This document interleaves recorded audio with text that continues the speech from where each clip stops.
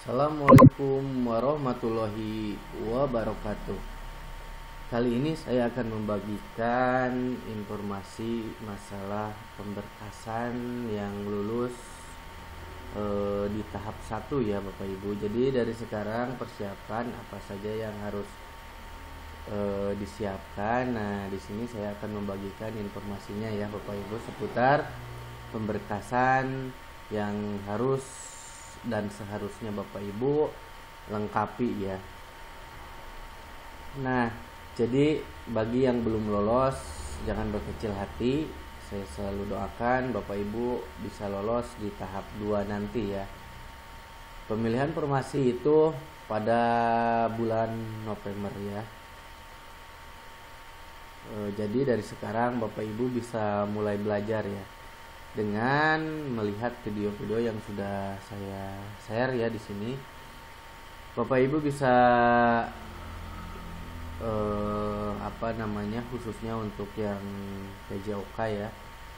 Pelajaran PJOK di sini ada mulai dari 1 sampai dengan 5 video ya, karena durasinya itu panjang atau soalnya itu banyak ya, jadi dibagi 5. Jadi silakan Bapak Ibu bisa menonton ya, bisa menyimak soal-soal tersebut, karena soal tersebut tidak beda jauh dengan yang diujikan seperti itu ya. Nah, kemudian kita lanjut. Nah, ini dia berkas persyaratan yang dimaksud di sini ya, yaitu peraturan BKN nomor 1 tahun 2019 tentang Juknis, pengadaan pegawai pemerintah dengan perjanjian kerja, bagian ketiga pasal 25 ya Bapak Ibu. Nah, setiap peserta seleksi yang dinyatakan lulus seleksi untuk diangkat menjadi calon PPPK wajib menyerahkan surat lamaran yang telah diisi dan ditandatangani dengan tinta hitam ya Bapak Ibu, sesuai format yang telah ditentukan oleh Panitia Seleksi Nasional Pengadaan PPPK, ditujukan kepada PPK disertai dengan A. fotokopi ijazah atau STTB yang telah dilegalisir ya, kemudian digalisir oleh pejabat ya tentunya yang berwenang sesuai dengan kualifikasi pendidik dan tugas yang ditetapkan ya Bapak Ibu. Kemudian daftar riwayat hidup yang ditandatangani oleh peserta dan bermaterai, yang formulir isinya sudah tercetak pas foto yang disediakan melalui halaman http://sscasn.bkn.go.id ya, atau di halaman lainnya ya, seperti itu. Kemudian surat keterangan catatan kepolisian. Nah, dari sekarang ini juga harus sudah disiapkan ya Bapak Ibu. Kemudian yang diterbitkan oleh Kepolisian Negara Republik Indonesia ya, tentunya Bapak Ibu. Kemudian setelah itu Bapak Ibu harus menyiapkan surat keterangan sehat jasmani dan juga rohani. Sehat jasmani dan rohani maksudnya ya Bapak Ibu, dari dokter yang berstatus PNS atau dokter yang bekerja pada unit pelayanan kesehatan pemerintah. Nah, yang berstatus PNS, yang sudah berstatus PNS ya Bapak Ibu. Kemudian surat keterangan tidak mengkonsumsi atau menggunakan narkotika. Nah, jadi yang memang awal-awalnya suka mengkonsumsi yang kayak gitu, itu disayangkan sekali ya Bapak Ibu. Dari sekarang yang udah terlanjur harap mengasih arahan kepada anak bapak ibu itu tidak usah mengkonsumsi yang namanya seperti itu ya Bapak Ibu, karena itu bisa membahayakan diri kita sendiri malah ya. Nah, sebelum ke slide selanjutnya, saya minta kepada Ibu untuk like dan komen di sini ya Bapak Ibu. Apabila ada yang harus ditanyakan, kemudian jangan lupa di subscribe dan aktifkan notifikasinya ya, supaya Bapak Ibu bisa mengikuti terus update terbaru di channel ini ya Bapak Ibu.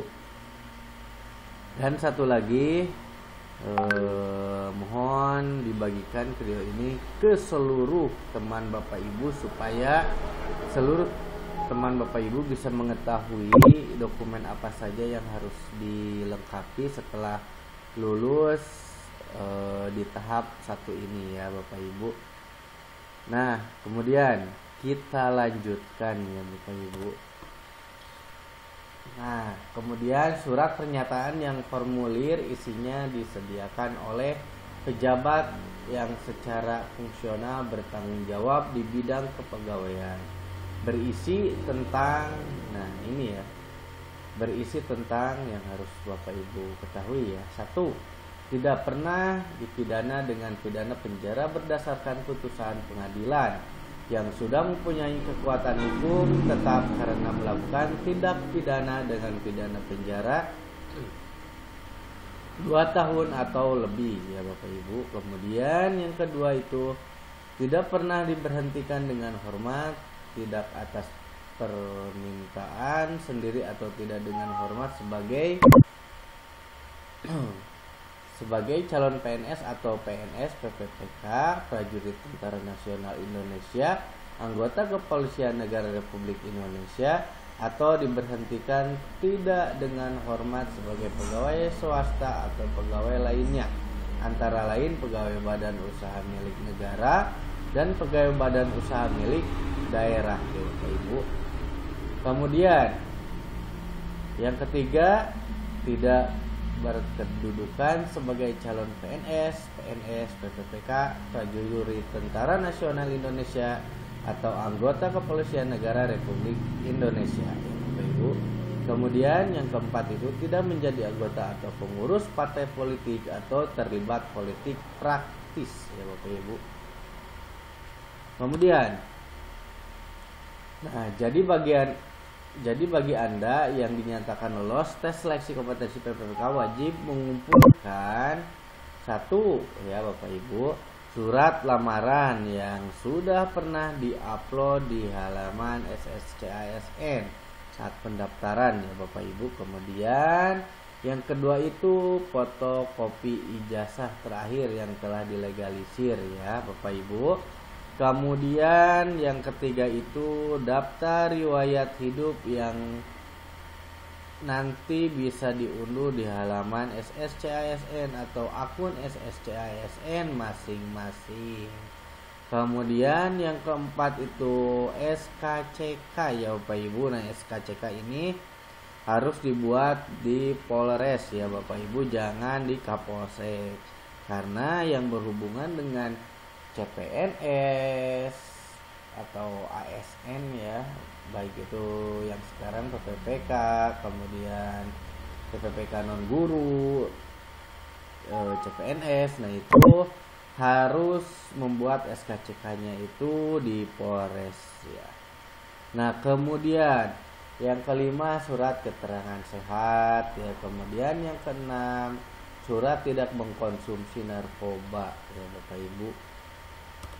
Selanjutnya ada 6 berkas yang wajib dipenuhi ya Bapak Ibu, sedangkan untuk formulir pada poin F disediakan oleh panitia seleksi masing-masing instansi. Yang paling utama adalah ijazah terakhir Anda yang harus dilegalisir, sedangkan daftar riwayat hidup nanti formatnya diunduh di akun SSCASN ya Bapak Ibu. Untuk SKCK, surat keterangan sehat dan surat tidak menggunakan narkoba nanti saja dibuatnya karena biasanya berlaku singkat.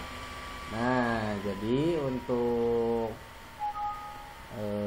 surat keterangan sehat dan untuk SKCK itu kan ada waktunya ya, berapa bulan gitu kan. Nah, beberapa bulan, kalau sekarang sih udah bisa kayaknya ya Bapak Ibu, udah bisa untuk menyiapkan dokumen ini ya, karena kan nanti sebentar lagi ada pemberkasan ya Bapak Ibu, pemberkasan yang mana Bapak Ibu nanti untuk kesananya itu turun NIP ya, NIP Bapak Ibu, seperti itu ya Bapak Ibu. Nah mungkin untuk informasi saat ini cukup di sini. Mudah-mudahan ini bisa bermanfaat bagi Bapak Ibu, khususnya buat saya. Mohon maaf apabila ada kata-kata yang kurang enak didengar. Wabillahi taufiq wal hidayah. Wassalamualaikum warahmatullahi wabarakatuh.